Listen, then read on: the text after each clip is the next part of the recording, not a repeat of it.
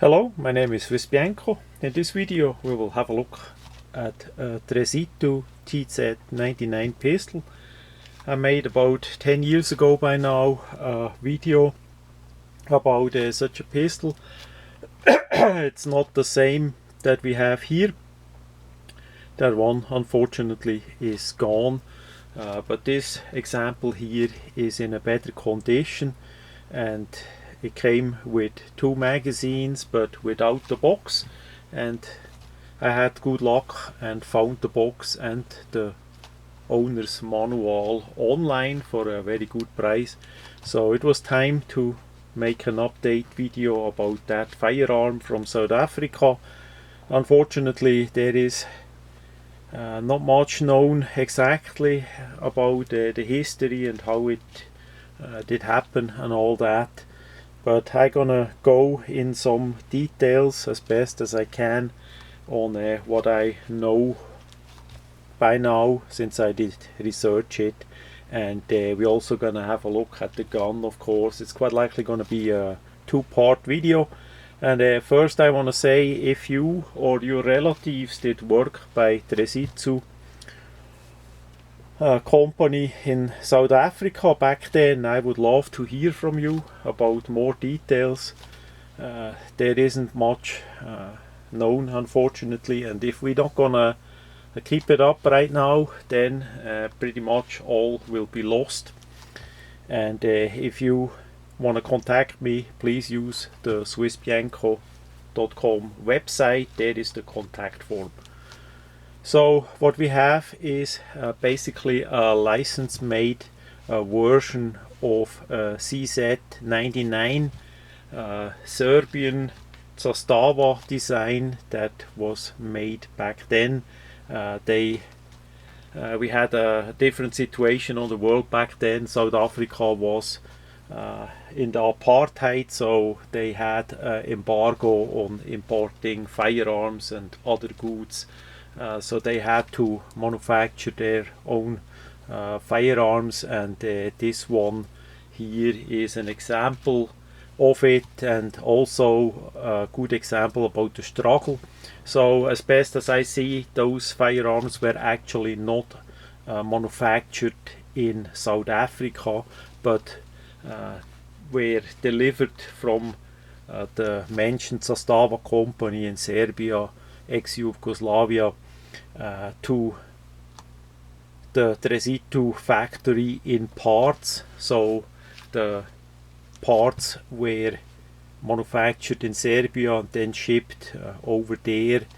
This was right towards the end of the apartheid, so we don't know if it was going through with the apartheid, with the blocking and the import-export ban, or if it was officially going through. No idea about that, but then they got those parts and they assembled the guns and quite likely put the markings on it and the finish, because that looks different. Also, it's a bit unclear who made the polymer box, but I mean, it's just a box. That is not much of a problem.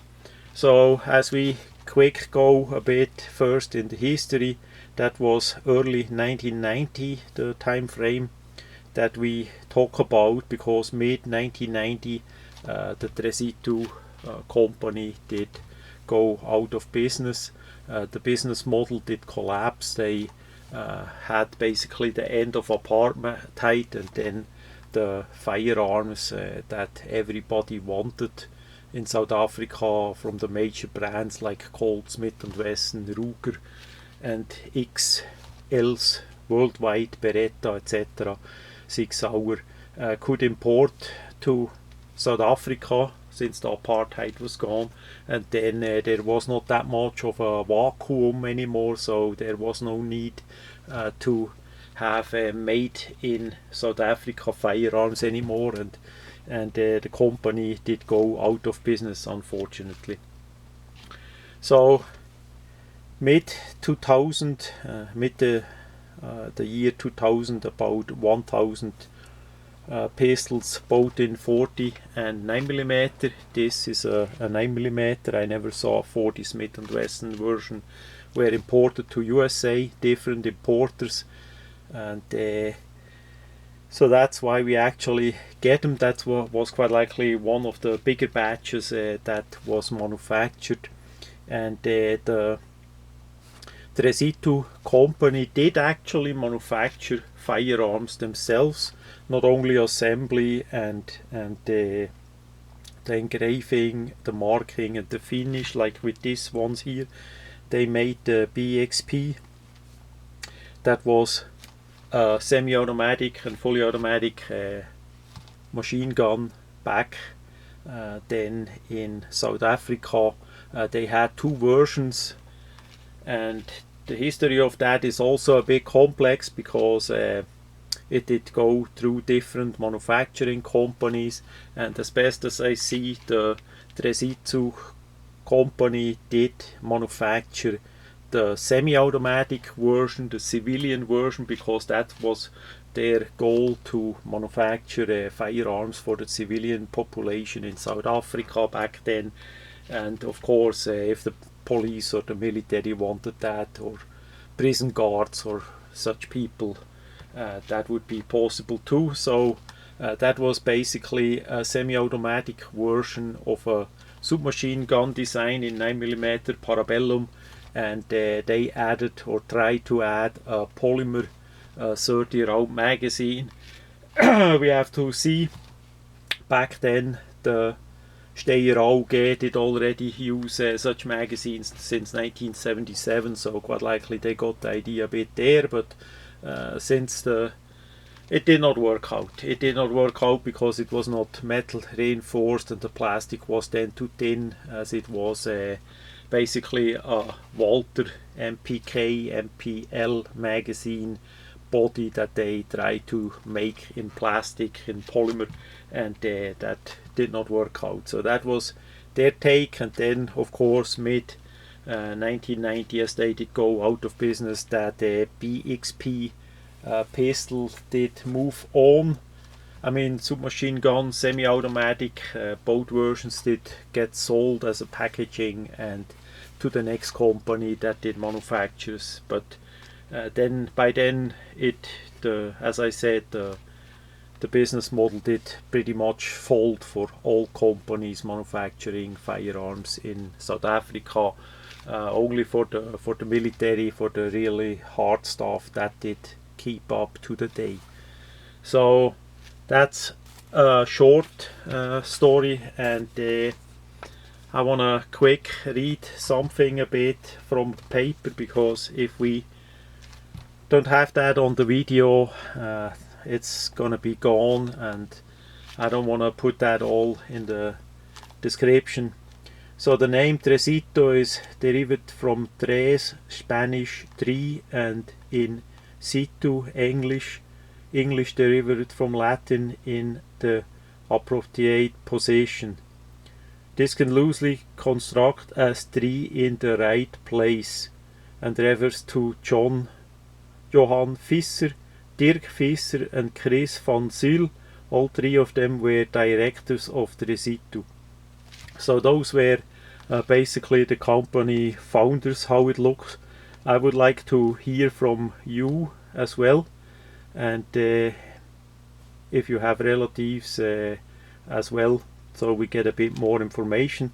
This company assembled the tz99 pistol, and for a while manufactured the BXP submachine gun. As I mentioned, they acquired the BXP rights following the closure of Supreme Technologies. Supreme Technologies was a company that did develop and work with the BXP submachine gun design back then, that did go to a different hands. So the tz99 pistol assembled by Tresittu was not designed in South Africa. In 1993, Peter Opraszek, a representative of the Serbian company Crna Sastava, negotiated a deal which would give Tresittu access to Sastava for the right to manufacture their tz99 in South Africa under the name tz99. Later on they had a similar deal with a Jewish Israel company as well, and they did make a version over there as well, but that did not last long either. Zastava would initially supply all the components for the tz99 in kit form, including 2 magazines per pistol. So they got the parts and the 2 magazines, and assembly, finishing, marking would and the box of course would be South Africa. And then over time Tresittu would manufacture more and more replacement components until the pistol become wholly South African manufactured. So that was one of the big mysteries, unfortunately, on that gun. I'm gonna split those videos a bit up, each about 10-12 minutes, and I have more to read about that